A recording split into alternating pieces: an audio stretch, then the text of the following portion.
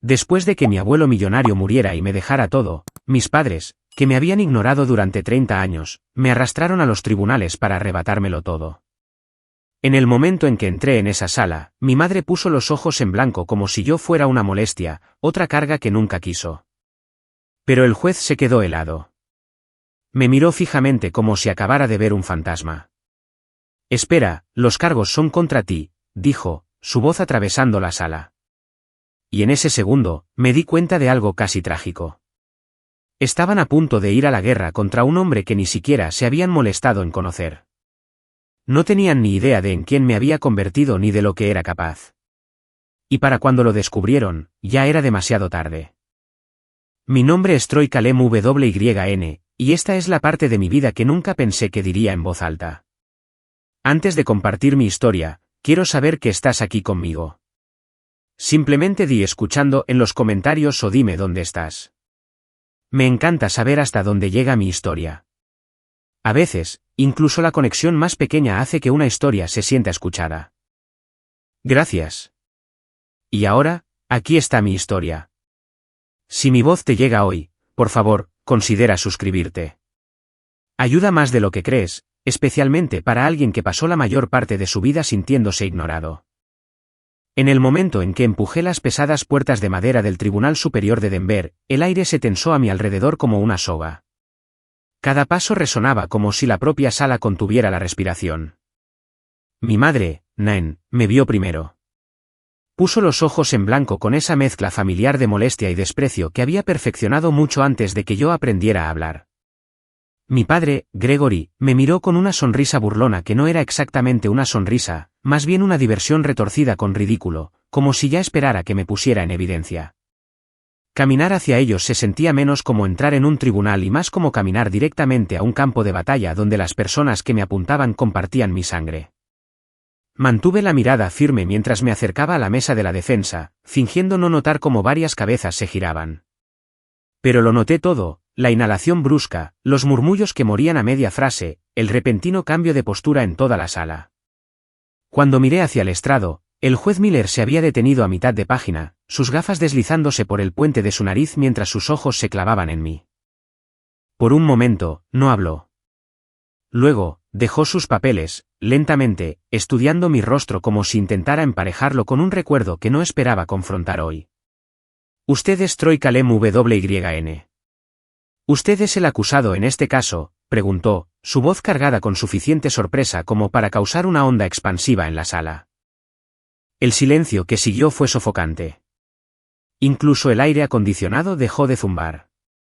Sentí cada par de ojos posarse sobre mí, perplejos, confundidos, atónitos. El abogado que representaba a mis padres se movió incómodo, claramente desconcertado por la reacción del juez. Y yo sabía exactamente por qué. Porque yo no era solo el hombre arrastrado a juicio. No era el hijo abandonado que asumieron que se desmoronaría bajo presión o se retiraría al silencio como siempre había hecho de niño. Yo era un fiscal superior del estado de Colorado, alguien que había encerrado a hombres el doble de peligrosos de lo que mis padres llegarían a ser. Pero ellos nunca lo supieron. En 30 años, ni una sola vez me habían preguntado en quién me estaba convirtiendo, qué hacía con mi vida o qué tipo de hombre había forjado su ausencia. Su ignorancia no fue un accidente. Fue un patrón. Una parte de mí hervía de ira. Otra parte se sentía extrañamente tranquila, como si me hubiera estado preparando para este momento mucho más tiempo de lo que me daba cuenta. Cada cicatriz oculta, cada noche silenciosa en la cabaña de mi abuelo, cada elección que nunca presenciaron me había llevado a esto. De pie en ese tribunal, entendí algo de una manera que nunca antes había hecho. Este era el comienzo de la verdad desentrañándose.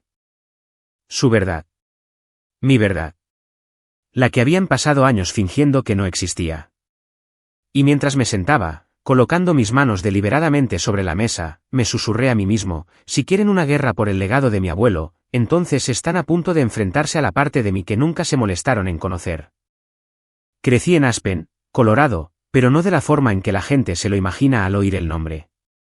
Sin desayunos familiares acogedores, sin padres animando en los partidos escolares, sin cálidas mañanas de Navidad.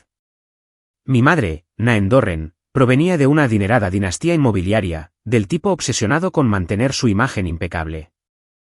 Mi padre, Gregory Wyn, era un político en ascenso que se preocupaba más por estrechar manos que por sostener a su propio hijo. Yo no era parte de su plan. Yo era la complicación que intentaron limpiar silenciosamente. Cuando solo tenía unos meses, me enviaron a vivir con mi abuelo, Laredo Wyn, en Telluride. La excusa era siempre la misma. No estaban listos. Necesitaban tiempo. La paternidad descarrilaría sus ambiciones, pero la verdad era más simple y afilada. Yo no encajaba en la narrativa perfecta que estaban construyendo. Habría difuminado los bordes de su éxito. Telluride se convirtió en mi primer hogar de verdad. La cabaña de mi abuelo estaba escondida entre pinos y bancos de nieve, crujiendo con los vientos invernales, brillando dorada por la chimenea por la noche. La radio en la esquina tocaba jazz antiguo, y el olor a humo de leña se aferraba a cada manta de la casa. Allí fue donde aprendí todo lo que importaba. Mi abuelo me enseñó a pensar de verdad, a analizar un argumento, a mantenerme firme en un debate, a seguir la lógica en lugar del miedo. Y, sobre todo, me enseñó que el valor de un hombre estaba ligado a las promesas que cumplía, no a la familia de la que provenía. Mis padres visitaban ocasionalmente, aunque visitaban es generoso. Aparecían un par de veces al año, siempre apurados, siempre distraídos, siempre marchándose antes de la cena. Recuerdo verlos alejarse cada vez, sus luces traseras desapareciendo por el camino nevado, dejando atrás esa conocida punzada en mi pecho, una mezcla de esperanza encogiéndose hasta convertirse en decepción. Durante mucho tiempo, pensé que su ausencia era involuntaria. Me convencí de que estaban ocupados, sobrecargados de trabajo o simplemente luchando por equilibrar sus vidas.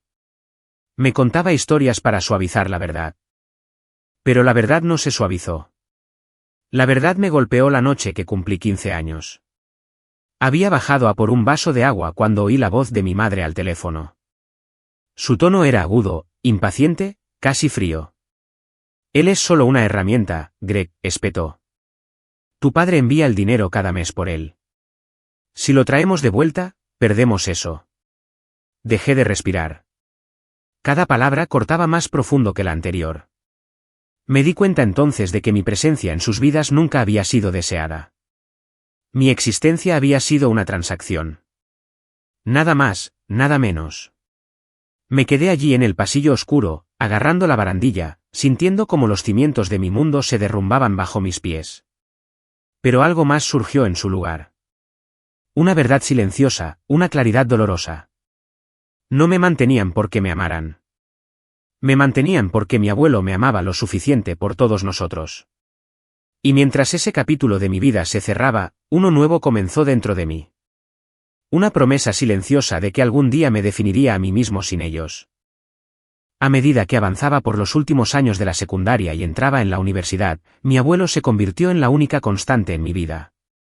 La única persona cuya presencia se sentía como la gravedad. Cada domingo por la noche, sin importar cuán exhausto estuviera el de una semana de leer expedientes, o cuán agotado estuviera yo por los exámenes y el trabajo a tiempo parcial, nos sentábamos uno frente al otro en la vieja mesa de madera de la cabaña.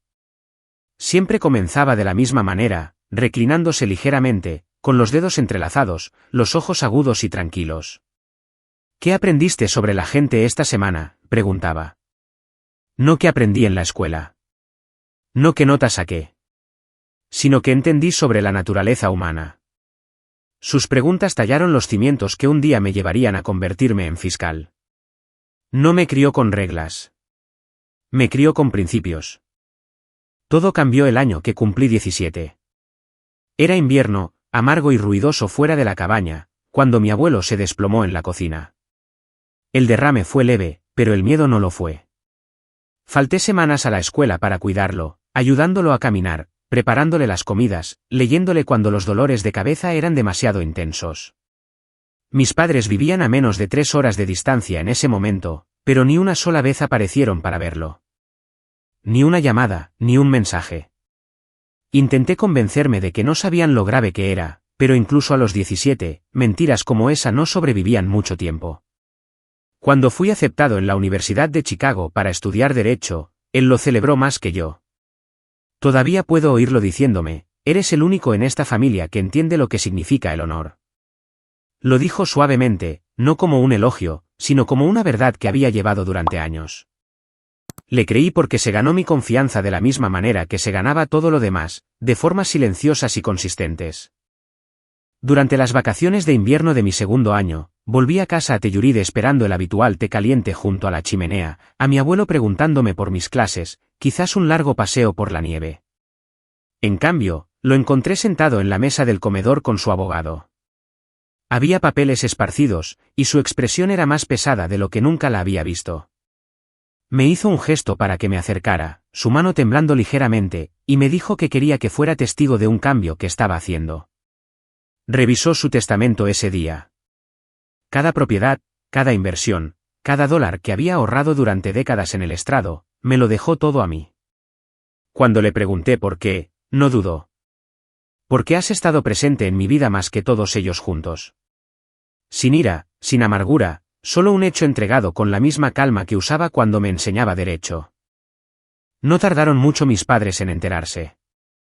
Llegaron a Telluride sin avisar, pisando fuerte la nieve como una tormenta en forma humana. Mi madre me acusó de manipularlo. Mi padre afirmó que había explotado su condición. Hablaban como si les hubiera robado algo a lo que creían tener derecho solo por la sangre. Mi abuelo se quedó allí, frágil por la recuperación, pero aún con una voluntad de hierro. Los echó antes de que el sol se hubiera puesto. Nevaba tan fuerte esa noche que apenas podíamos ver la carretera, pero él no vaciló. Me protegió como ellos nunca lo habían hecho. Más tarde, antes de que regresara a Chicago, me sujetó la muñeca suavemente, como si depositara el peso de algo invisible en mis manos. Volverán algún día, dijo. No por ti, sino por lo que he dejado. Y cuando eso suceda, no te atrevas a temblar. No sabía entonces cuán proféticas serían esas palabras. Pero las sentía sentarse profundamente dentro de mí. Una advertencia con forma de amor.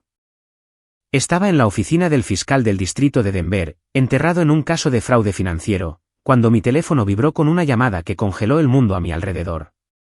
Mi abuelo había fallecido mientras dormía. Las palabras sonaron huecas, como si no pudieran pertenecer a alguien tan firme y perdurable como él. Sentí que algo dentro de mí se partía, el tipo de ruptura que no oyes hasta que el silencio lo inunda todo después. Conducir de regreso a Telluride fue como volver sobre viejos pasos sabiendo que nunca volvería a oír su voz resonando por el pasillo. La cabaña estaba más fría de lo que recordaba, intacta y silenciosa, todavía con el aroma a cedro y libros viejos. Cada silla parecía albergar un fantasma suyo. Mientras caminaba por las habitaciones, los recuerdos me presionaban como dedos en la espalda, guiando y atormentando al mismo tiempo. Su abogado se reunió conmigo allí, entregándome un sobresellado con mi nombre escrito con su letra, firme, precisa. Deberías abrir esto solo después del funeral, me dijo el abogado. Lo guardé, sintiendo ya que contenía algo más pesado que palabras. El funeral fue pequeño, digno, como la forma en que vivió. Mis padres y mi hermana Siena llegaron tarde, envueltos en abrigos caros y un comportamiento aún más frío. No saludaron a nadie, ni siquiera a mí. Se mantuvieron a distancia como si el dolor en la sala fuera contagioso. Los observé con el mismo entumecimiento que sentía de niño cada vez que visitaban rostros familiares que se sentían como extraños en mi vida. Luego, mi madre se adelantó hacia el ataúd y representó la actuación de su vida. Lloró ruidosamente, pidiendo disculpas a su padre por no haber estado allí, suplicándole que perdonara sus fracasos. Su voz temblaba en todos los lugares correctos. Sus manos temblaban lo justo. Cualquiera podría haberle creído. Yo no. Reconocí el acto, la forma en que usaba la emoción como moneda, gastándola solo cuando alguien miraba. Después del servicio, nos reunimos para la lectura del testamento. El abogado de mi abuelo abrió la carpeta y la sala se calmó. Leyó el documento en su totalidad, y con cada línea, las expresiones de mis padres cambiaron de la expectativa a la incredulidad y luego a la furia.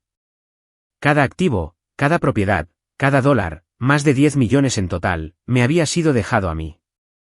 Cada uno de ellos recibió una carta, nada más. Mi padre estalló primero, acusándome de orquestar todo el asunto.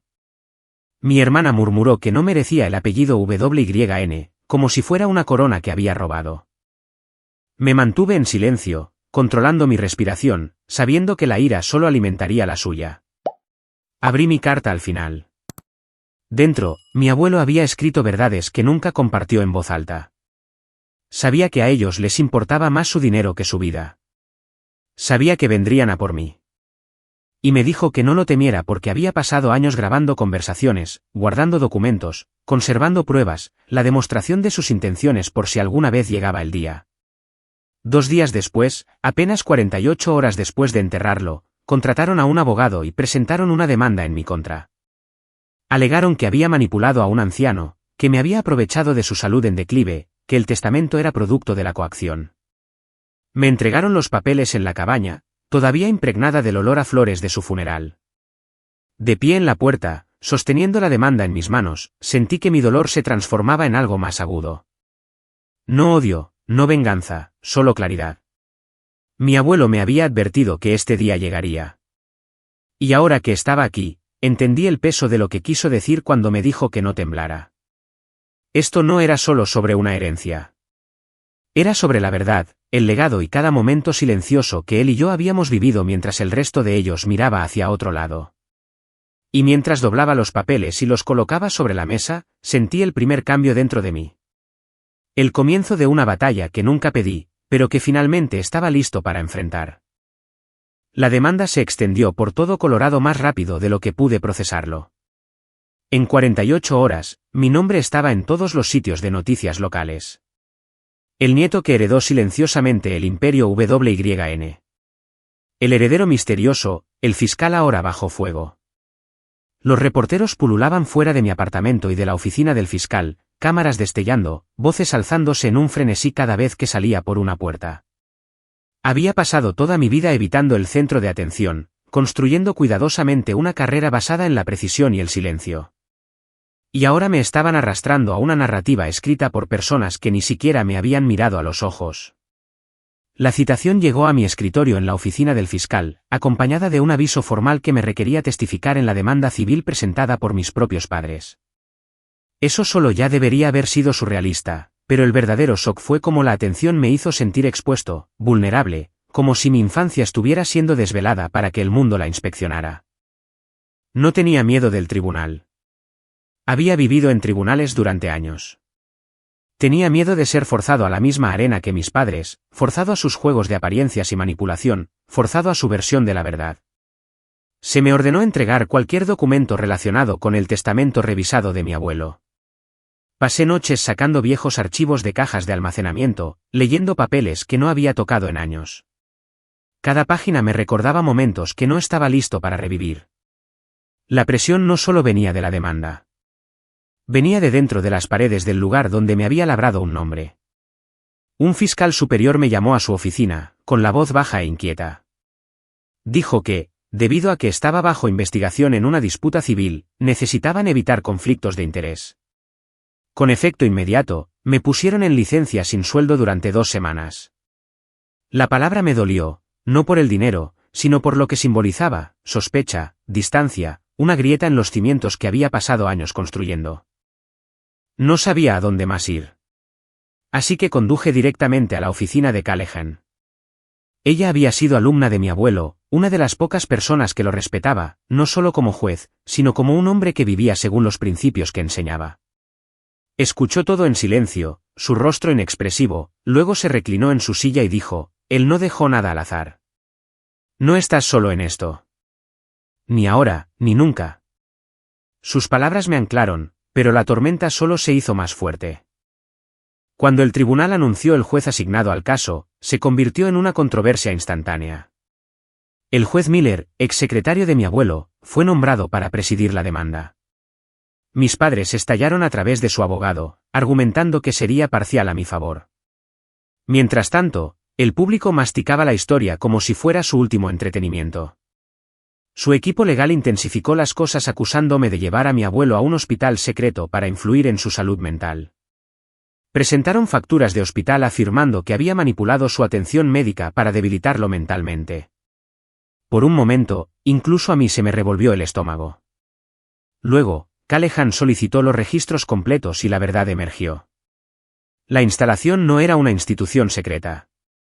Era un hospital designado para jueces retirados donde él iba voluntariamente cada año para evaluaciones cognitivas. Sus evaluaciones mentales mostraron que estaba cuerdo, lúcido y plenamente capaz de tomar decisiones legales. Me golpeó con una claridad casi dolorosa. Él se había preparado para esto. Había visto más allá que cualquiera de nosotros. Todos sus registros eran precisos, documentados, protegidos. Había construido una fortaleza de verdad mucho antes de que yo supiera que la necesitaría. Pero cuanto más intentaba salir a la superficie la verdad, más viciosos se volvían los ataques. Mis padres ya no solo luchaban por dinero. Intentaban enterrarme bajo el escándalo para romper la credibilidad que había pasado toda mi vida adulta forjando.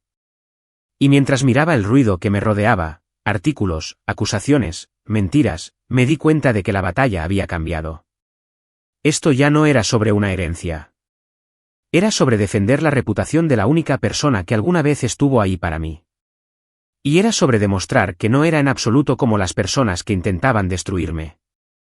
Para cuando se acercaron las audiencias de deposición, la presión se sentía como un peso físico en mi pecho. Mis padres habían contratado una firma de relaciones públicas conocida por torcer narrativas, y de repente cada programa de radio y podcast estaba diseccionando mi vida como si me conocieran desde hacía años. La historia que se contaba me pintaba como el nieto codicioso que se aprovechó de un anciano vulnerable.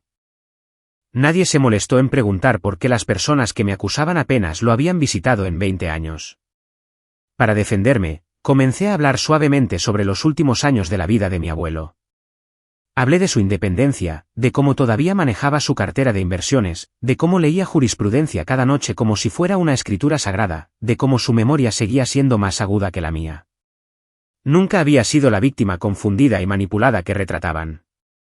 Había sido deliberado y consciente hasta el final. Entonces llegó el primer golpe del otro lado. Presentaron un testigo, un ex empleado de la cabaña, que afirmó que mi abuelo había comenzado a olvidar detalles importantes y parecía confundido durante el periodo en que cambió el testamento. La acusación era tan descaradamente falsa que casi parecía risible, excepto que yo sabía exactamente quién era él, un hombre que mi abuelo había despedido por robar antigüedades de la casa. Un hombre con un rencor personal y todas las razones para tomar represalias. Los tribunales no conocían esa historia, pero yo sí. Oír su voz torciendo la verdad me revolvió el estómago, pero también me recordó hasta dónde estaban dispuestos a llegar mis padres. No mucho después, otro golpe llegó. Los registros bancarios de mi madre se filtraron en línea, revelando que había recibido pagos regulares de mi abuelo durante más de 20 años, pagos que totalizaban más de $1 millón. Destruyó su narrativa de haber sido excluida y maltratada. Pero también me colocó en un dilema moral. Si usaba esa información en el tribunal, ¿sería yo diferente de ellos? Usar viejas heridas como armas para ganar una batalla se sentía como una traición a todo lo que mi abuelo me enseñó. Justo cuando me ahogaba en ese debate, mi hermana Siena me envió un mensaje. Era corto, casi tembloroso, pidiéndome que nos viéramos en privado. Dijo que nuestra madre había mentido sobre mucho más de lo que yo sabía, que ya no podía soportar la culpa. No sabía qué esperar, pero fui. Cuando me vio, Siena se derrumbó, confesando que nuestra madre una vez le había rogado a nuestro abuelo que pusiera todos sus activos en un fideicomiso a su nombre. Admitió que él se negó, y que este rechazo alimentó años de resentimiento y distancia. También admitió que había sido presionada para apoyar la narrativa de nuestra madre, incluso cuando sabía que no era verdad. Su disculpa fue cruda, y oírla decir las palabras que había sospechado durante años todavía me golpeó en el pecho más fuerte de lo que esperaba. Conduje a casa después, las montañas oscuras a mi alrededor, la nieve cayendo sobre el parabrisas. Su confesión no solo llenó las grietas de la historia. Expuso una larga y enredada red de resentimiento, manipulación y motivos calculados que abarcaba décadas.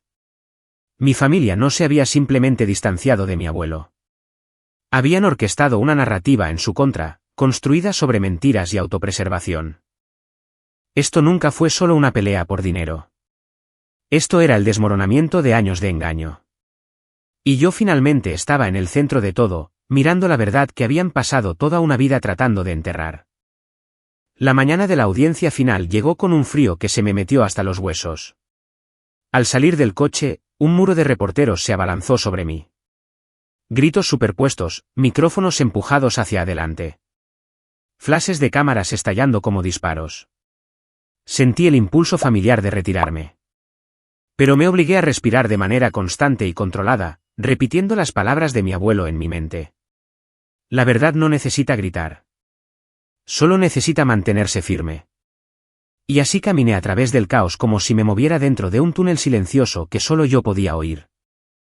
Dentro del tribunal, la tensión se sentía lo suficientemente densa como para tocarla. Mi familia estaba sentada en el lado del demandante, mi madre con un elegante vestido negro diseñado para parecer sombrío. Mi padre, rígido con una indignación ensayada, mi hermana mirando sus manos.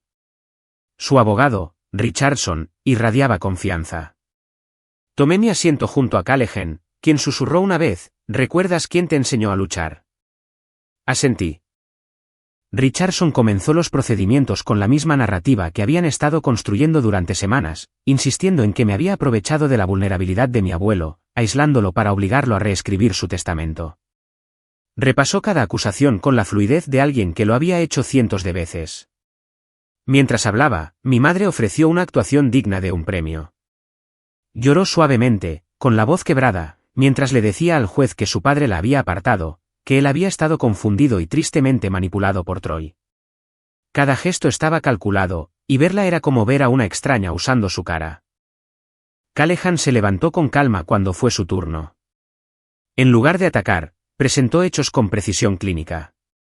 Mostró grabaciones de seguridad de mi madre llegando a la cabaña solo para irse minutos después, demasiado ocupada para quedarse cuando la invitaron.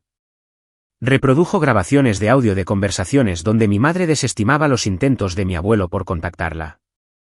El tribunal cambió, los susurros crujían como páginas al pasar. La máscara de mi madre flaqueó. Richardson rápidamente contraatacó con un testigo, un ex empleado de la cabaña que afirmó que mi abuelo estaba olvidadizo y confundido durante el periodo en que cambió su testamento. Oírlo mentir, oírlo reducir a un hombre brillante a alguien incapaz, encendió una lenta ira en mi pecho. Pero la ira no importaba. Las pruebas sí. Callahan presentó registros médicos que abarcaban 15 años. Cada uno firmado por especialistas confirmando la claridad mental de mi abuelo. La sala guardó silencio mientras el juez leía los informes, la verdad brillando claramente en el frío lenguaje legal. Cuando me llamaron al estrado, le conté al tribunal cómo fueron 20 años con mi abuelo. Cenas de domingo, discusiones sobre jurisprudencia, paseos tranquilos por bosques cubiertos de nieve, lecciones sobre integridad y deber. Hablé con sencillez, sin dramatizar, porque la verdad nunca ha necesitado adornos. Luego Richardson reveló algo nuevo, un correo electrónico supuestamente escrito por mí que sugería que tenía la intención de controlar las decisiones de mi abuelo. En el momento en que lo vi, supe que era falso. La redacción no era mía. El tono no era mío. Callahan exigió un análisis de metadatos y se trajo a un experto forense digital. Después de unos minutos tensos, confirmó lo que sospechaba. El correo electrónico había sido alterado en un dispositivo vinculado a mi hermana. El tribunal se volvió hacia ella. Vi cómo su rostro perdía todo el color. Por un momento, parecía increíblemente joven, como la niña que solía tratar de proteger. Luego se puso de pie, temblando, y habló. Admitió que nuestra madre la presionó para modificar el documento. Admitió que nuestra madre había estado tratando durante años de internar a mi abuelo en un centro para acceder a sus finanzas. Admitió que había guardado silencio por miedo. Mi madre se quebró al instante, gritando que Siena mentía, que yo la había manipulado, que ella era la víctima. Pero su desesperación sonó hueca. Mi padre se hundió en su silla, con los ojos desenfocados, la fachada desmoronándose a su alrededor. Cuando el juez anunció que la audiencia se aplazaría hasta la mañana para el juicio final, sentí que el agotamiento me golpeaba como una ola. No sabía qué decidiría el tribunal, pero por primera vez, vi la verdad saliendo a la superficie, innegable y sin filtros. Era todo lo que había pedido. Salí del tribunal con el pecho apretado, sabiendo que todo ahora pendía de unas pocas horas de espera. Apenas dormí la noche antes del veredicto. Mi mente no dejaba de dar vueltas en torno a mi abuelo. Su voz, sus lecciones, el peso de su mano en mi hombro cuando me dijo que no temblara. Me desperté antes del amanecer, saqué la camisa azul pálido que me había regalado años atrás y me la puse como una armadura. No era superstición. Era un recordatorio del hombre cuya integridad moldeó mi vida. El tribunal estaba abarrotado. Los reporteros se alineaban en las paredes. Cada asiento estaba ocupado. Mi madre estaba sentada, rígida, con ojeras oscuras. Mi padre miraba al suelo, evitando a todos. Siena mantenía la mirada baja, su culpa sentada sobre sus hombros como un pesado abrigo. Tomé mi asiento en silencio, sintiendo la tensión enroscarse en mi pecho. El juez Miller entró con una pila de documentos y una mirada que no revelaba nada. Escaneó la sala lentamente antes de hablar, su voz firme pero constante. Afirmó la validez legal del testamento. Declaró claramente que no había evidencia de coacción, manipulación o capacidad mental disminuida. Todas las acusaciones en mi contra fueron desestimadas en su totalidad. Luego vino la parte que ninguno de nosotros esperaba. El juez dictaminó que mi familia era responsable de todos los honorarios legales, daños punitivos por difamación y los costos del prolongado litigio. Incluso yo estaba atónito. No solo habían perdido. Habían quedado completamente expuestos. Cuando me levanté, sentí las rodillas débiles, no por miedo, sino por alivio. Esto no era solo una vindicación. Era la limpieza del nombre de mi abuelo, la preservación de su verdad. Salí al pasillo, respirando profundamente por primera vez en meses. Mi madre se me acercó, con la voz temblorosa. Se disculpó, culpando al miedo, la desesperación, la inseguridad. Dijo, Troy, sigo siendo tu madre. La miré de verdad, y no sentí nada que nos uniera. Respondí en voz baja. La persona que me dio a luz no es siempre la persona que me crió. Luego me alejé antes de que pudiera torcer mis palabras en otra cosa. Siena me encontró después, con lágrimas en los ojos. Se disculpó por años de silencio, por seguirle el juego a una historia que siempre supo que era falsa. Preguntó si podíamos reconstruir algo real. No le prometí una respuesta. Simplemente le dije que la puerta no estaba cerrada, pero que la sinceridad tendría que ser el primer paso. Antes de que pudiera irme, Callahan me entregó una pequeña caja de madera sellada con las iniciales de mi abuelo. Dentro había una grabación y una carta que había escrito para mí. Su voz llenó la habitación, firme, cálida, inquebrantable. Dijo que si estaba escuchando, significaba que la verdad había prevalecido. Me dijo que confiaba en mí, no porque fuera su nieto, sino porque había elegido la integridad en una casa ensombrecida por el engaño. Después de que el juzgado se vaciara, conduje de regreso a Telluride. La cabaña se sentía tan quieta como el día en que él murió. Caminé por cada habitación, toqué los lomos de los libros que una vez leyó en voz alta y sentí el peso de su legado asentarse en mí. No el financiero, sino el moral. En ese espacio tranquilo, tomé mi decisión.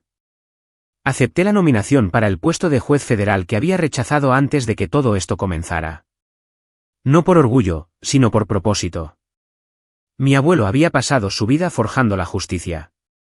Ahora era mi turno de continuar lo que él empezó.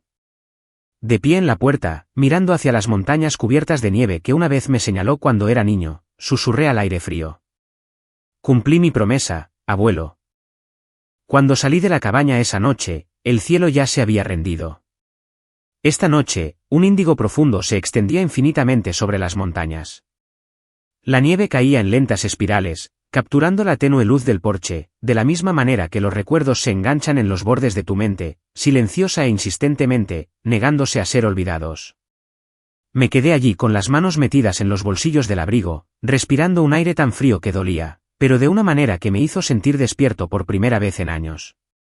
Todo lo que había sucedido, cada acusación, cada mentira, cada momento en ese tribunal donde sentí que me deshacía y me reconstruía al mismo tiempo, pendía sobre mí como los restos desvanecidos de una tormenta. Y por primera vez, me di cuenta de que no estaba de pie en las secuelas. Estaba de pie en el principio. Pensé en el hombre que me crió, en cómo se había comportado a lo largo de una vida de juicios, conflictos y el peso de las decisiones de otras personas, sin rendir nunca la parte de sí mismo que estaba arraigada en la verdad.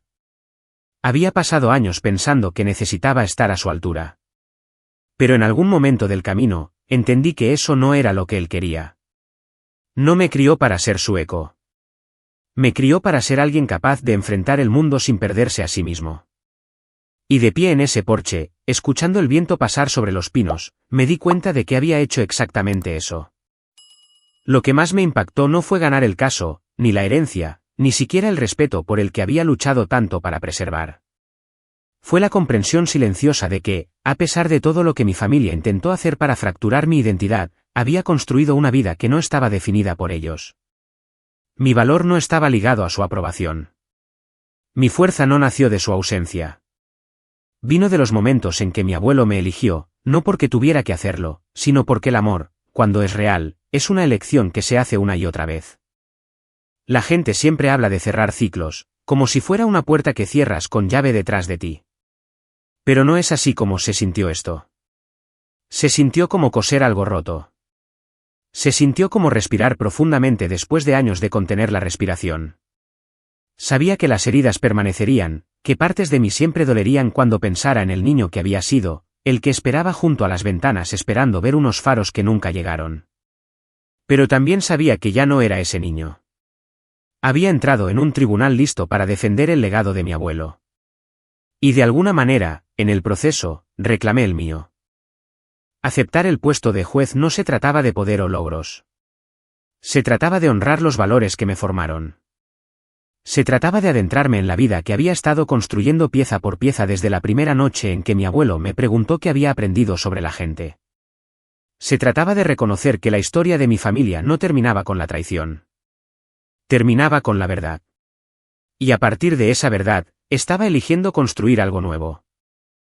Así que, si estás escuchando esto donde quiera que estés, quiero decir algo que nunca pensé que diría en voz alta.